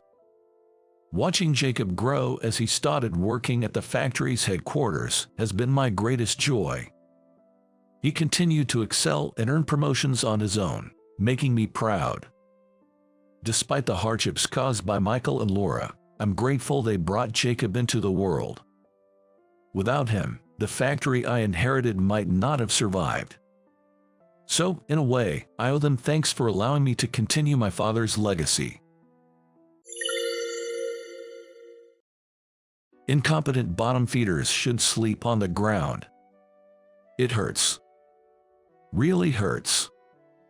It seems I hit my body hard when I fell down the stairs. Lately, I've been so busy that I haven't been able to eat properly. My body, having lost weight due to this, didn't provide any cushioning. It's as if my bones hit something. The intense pain made me involuntarily furrow my brow. Wow, you fell down pretty hard. Suddenly, I was confused about what had happened. While enduring the pain, I thought it over. It was him. He pushed me down the stairs. The person responsible for pushing me was smirking at me, laughing after pushing someone down the stairs. That's insane. It's your fault, bottom feeder. The moment I saw that expression, my anger reached its peak. I will never forgive this man. My name is James Smith, a 30-something entrepreneur. I took over my father's company just last year as a novice. Originally, my elder brother was supposed to take over, but he fell. Therefore, as the second son, I became the president. I'm a man whose only virtue is being earnest, with my previous job being a mundane one that allowed for diligent work. My superiors always told me I had nothing but earnestness, and I too thought I wasn't cut out to be a president. However, my parents who raised me and my brother who cared for me asked me to take the role. Eventually, I accepted the position of president. At first, I thought it would be until my brother's illness healed. But now, working busy days, I've grown fond of the company. I visit the field and am in the midst of learning various things. I never thought you yourself would come. Please, take a look around. I was in a different industry originally, so I lack specialized knowledge. I've studied somewhat, but textbooks and the field are different. Thank you very much for welcoming me so kindly. Today, I'm visiting a factory of a business partner. We've been trading with this company for years and plan to sign a major contract soon. I wanted to see the site before that, so I asked the sales representative who happened to be at our place. They gladly accepted my selfish request to see the site.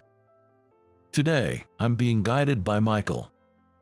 He's a man of my age. He's also earnest, and we get excited talking about work. Despite our different positions, we share the enthusiasm to improve our companies. Michael explains everything carefully, and I was glad I came when. Suddenly, there was a loud voice. "Hey, incompetent, don't slack off. That's why you're incompetent." I was startled by the loud and cold voice. Incompetent. What did this person just say? From a distance, the person who shouted showed himself. Everyone in the factory is required to wear work clothes, but this person was dressed casually. And I could see his watch shining. In this factory, dealing with precision machinery, wearing a watch is supposed to be prohibited. There's a risk of damaging the products. Of course, I'm also wearing work clothes and not carrying anything like watches or mechanical pencils.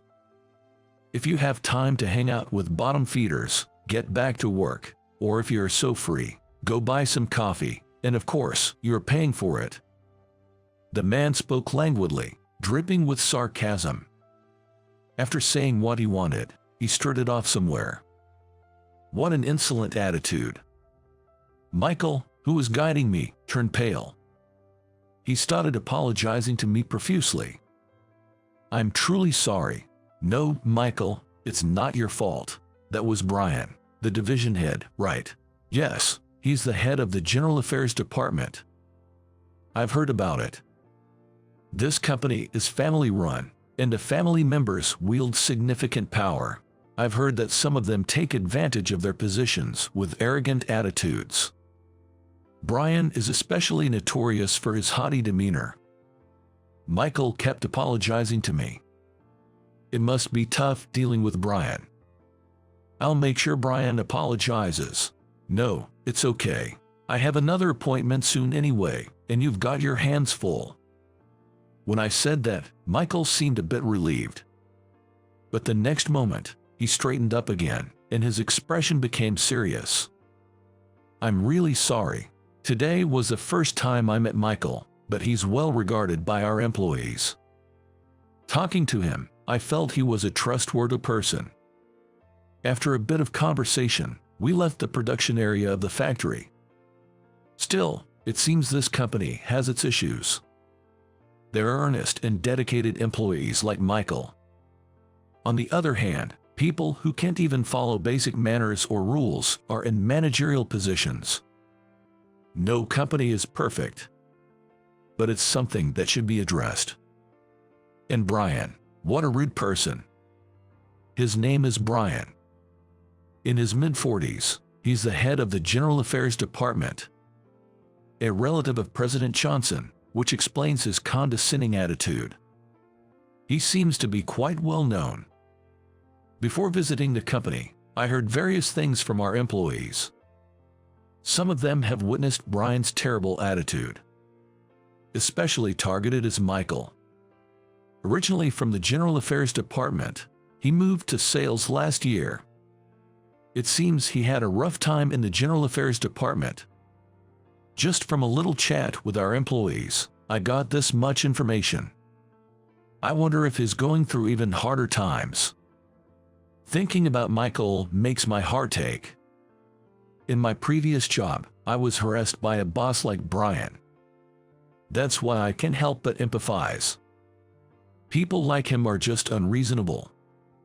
They shove impossible tasks onto us and then yell if we can't do them. I was blamed to the point of nearly losing my dignity. Remembering the past, I tremble with anger. Now that I'm an entrepreneur, I strongly wish not to become an unreasonable person. Hey, incompetent, where the hell is my coffee? Do I have to say it multiple times for you to understand? That's why you're incompetent. Brian, please stop. Just when I thought he had disappeared, that man came back. He's kicking the trash can while yelling loudly. In what world does a department head kick a factory's trash can? It's appalling. Michael apologized to me once and then ran towards Brian. They seem to be talking, but Brian seems to have gotten even angrier. Again, he kicks the trash can and yells out loud. Then, he took Michael towards the stairs. "Hey, you trying to defy me? Is Michael okay?" Knowing Brian, he might do something even worse. He probably doesn't realize I'm the president of a client company. If I tell him, maybe that will calm things down for now. Thinking this, I headed towards the stairs. As I got closer to the stairs, I could see the two of them. As expected, Michael was getting a mouthful from Brian. I approached and called out to them. "I apologize for the late introduction, That was the moment. Brian grabbed my shoulder forcefully and pushed me hard. We were at the top of the stairs. I lost my balance and fell down. There was a loud thump. For a moment, I didn't understand what had happened. It hurts. My whole body is in pain. This is bad. Wow, you fell down pretty hard. Brian was smirking, clapping his hands and laughing. Laughing after pushing someone down the stairs. That's insane. It's your fault, bottom feeder. Bottom feeder. So, he mistook me for an employee of his own company. But still, that's terrible. Just because I'm an employee of his company, he thinks he can do anything. Anger wells up inside me. Not just towards this man. It's anger towards unreasonable people. I've been working diligently and earnestly. My superiors dismissed me, saying a dull and boring person like me would always be at the bottom. I've been hit in the head with crumpled trash more than once or twice. I've never been able to tell anyone. I wanted to keep this miserable self hidden.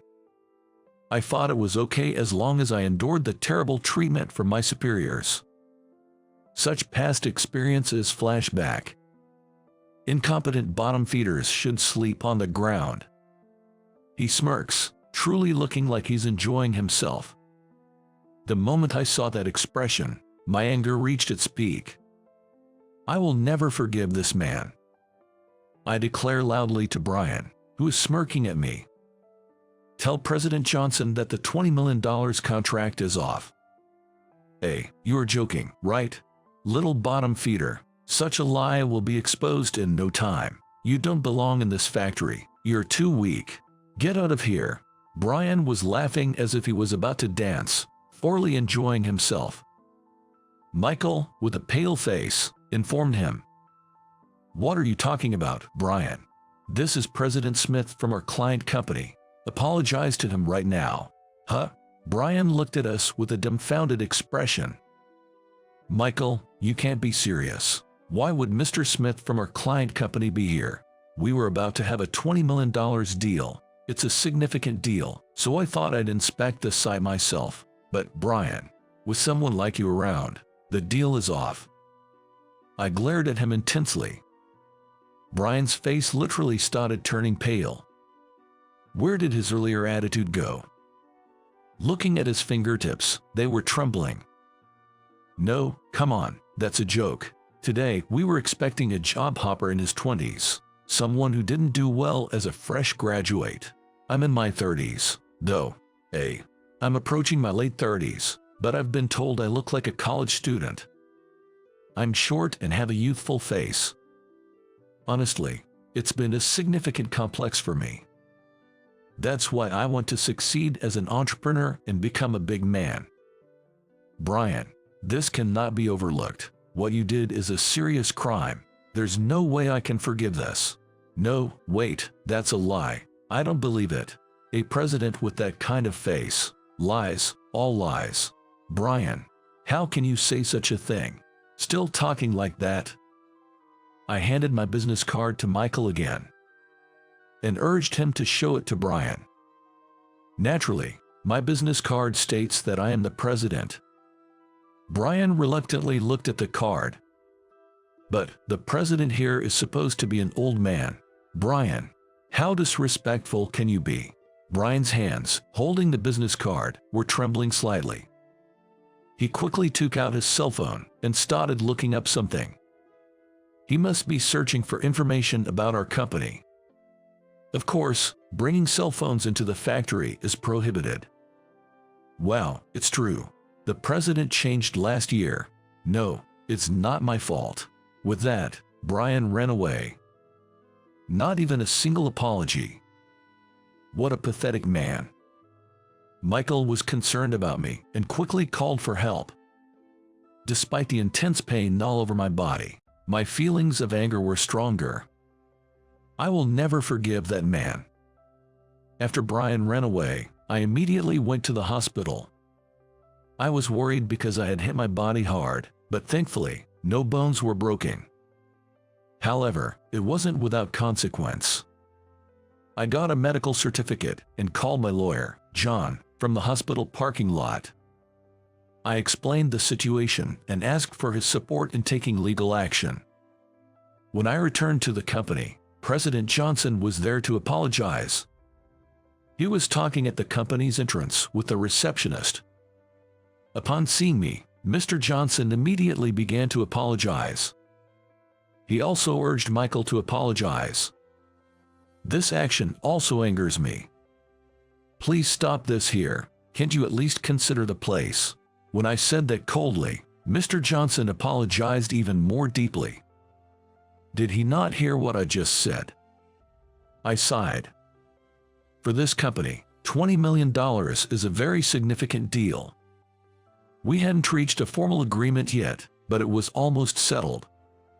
But calling someone incompetent, a bottom feeder, and then pushing them down the stairs. I can't think of doing business with a company that has such people. Michael, I truly appreciate your help today. I'm grateful for your extensive knowledge and detailed explanations. Upon hearing this, Mr. Johnson looked pleased. Does he think he's forgiven now?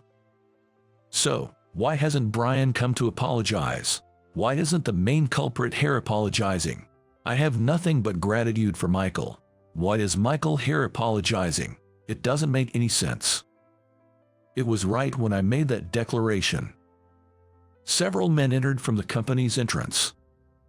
Among them was Brian, looking utterly pale. He was being pulled and pushed by the men around him. What a miserable sight. Can't he even apologize properly? I'm so sorry. I didn't understand what was happening. Yeah, you were impressive, huh? Especially being so young and a president. That's amazing. And, they all started apologizing vehemently. It's really a nuisance. For now, I had them shown to the reception room. Mr. Johnson started talking about what would happen next. Firstly, Brian would be demoted. He wouldn't be in the General Affairs Department, but would join the line work in the factory instead. For someone who used to strut around, this must be humiliating. Brian wasn't wearing work clothes, and he was wearing a watch, right? And such a person will work in the factory. It makes me want to cancel the contract even more. I've experienced it myself, but what do you think line work is? Mr. Johnson, you're taking your job too lightly. Mr. Johnson went silent. Then he clung to me, suggesting, then, we'll fire this man. Hearing this, Brian started to panic. If I get fired, what am I going to do, James? It's all his fault. A president looking like a college student, that's a lie. It's not my fault. Help me, James. Brian was restrained by the employees and led out of the room first. I didn't want to see his face any longer either. I have a medical certificate, so I'll consult with my lawyer and go to the police. As for new projects, we will cancel the deal. We'll also reduce our current deals going forward. Mr. Johnson, it's because you let your relative run wild that this happened. Please leave at once. With that, Mr. Johnson, with a downcast and pale face, left. Brian would be fired because of the $20 million deal falling through. The next day, I consulted again with my lawyer, John, and decided not to settle with Brian. What he did cannot be forgiven. If I had been unlucky, I could have lost my life. Brian called me, but I couldn't forgive him. Please, I'll apologize. I have loans for my car and apartment. If I get fired, I won't be able to live. I didn't think you were the president. It's not my fault, right? That was the gist of it. His words weren't an apology. He just wanted to be forgiven. The thought of such people genuinely apologizing seems far-fetched. It might be better to show them hell. Upon investigation, Brian is single but was dating a young and beautiful woman, and marriage had been discussed. I was worried that her life might also be ruined, but it turned out to be no problem. The incident became gossip, and it reached her ears. As a result, she left Brian. And something that shouldn't be forgotten is the fact that there were people in the past who have been victims of Brian's harassment. Due to Brian's harassment, many people had resigned. Michael worked hard on this matter. Is this what a professional does? I can't believe it. It's unimaginable. Michael had gathered a lot of evidence of the harassment he had experienced. He also collected numerous other pieces of evidence and reported them to me. Misuse of expenses, harassment of employees. The content was truly appalling. It seems he particularly targeted young, capable individuals. Essentially, it was jealousy towards promising young people. Brian's pettiness became quite evident. Finally, Brian was fired from the company. Not only was he fired, but he was also being sued from various sides. I consulted with John and sued Brian too. I met Brian once afterwards. His once plump figure had started to thin, and his thick, brown hair was beginning to thin on top. In his own way, he must be struggling under the pressure. Please, I'll do anything. I've been happily working at my uncle's company since high school graduation. I never thought it would come to this. You're older than me, aren't you? Working since high school graduation means a considerable number of years. All this time, you've been careless. The company didn't deal with you because you're Mr. Johnson's relative. You're a problem, but so is the company. Brian came to our company a few times, so I had him escorted out by security each time. I had no intention of accepting his self-satisfying apologies. It's a nuisance to our employees. If he comes to the company again, I'll sue him for business interference. I told him not to come again if he disliked that idea. He loitered around the company for a while, but he should be looking for a new job instead. Eventually, I decided to officially cut ties with that company. I'm the president. Cutting ties with potentially risky companies is, I believe, only natural. I found better trading partners, so it was a great decision for me. The company seems to be in dire straits, but I think it's only natural. They let a bad employee run rampant just because he was family. The responsibility lies with Mr. Johnson and those around him. After we cut ties, other companies started to do the same. Some must have been contracting with them out of necessity. That company is probably finished now. After being fired, Brian was also expelled from family gatherings. I heard he had to let go of his newly purchased apartment and car because he couldn't pay the loans. Please, I'm begging you, I'll apologize. Just help me. Hire me. I'll even lick your shoes. He caused a scene in front of the company, but who would hire someone like that? The company is precious to me. Now, he seems to be barely getting by with day labor, but is not going well. He's yelled at and instructed by younger people and keeps quitting jobs. In this state, he might eventually be unable to make a living. It's only natural. Working means carrying responsibility. He did nothing but harass young people for fun. Such a person won't do well anywhere. His future looks bleak, but it's entirely self-inflicted. As for me, I continue to be busy as usual. Thinking about the company from morning till night is surprisingly comforting. In my busy days, I visit my ailing father and my brother, who is dealing with illness. I receive advice from them both and continue to learn every day.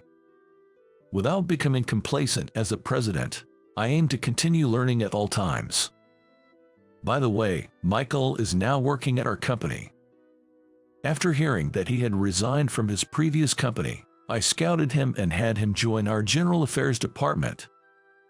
General Affairs is an essential department that supports the company. It's a department where meticulous attention is required, and Michael is excelling there. And we make sure to compensate him accordingly for his achievements. Some may say that the work in General Affairs isn't glamorous. However, it's an indispensable part of the company. I aspire to be a president who recognizes such things and cultivates employees who can also recognize them. It reminded me of my previous job. The days I was troubled and cried over the unreasonable attitudes of my superiors. It was truly difficult. I don't want my employees to go through such experiences. I believe that through this experience, I've managed to overcome a bit of my dark past. My life as a president has only just begun.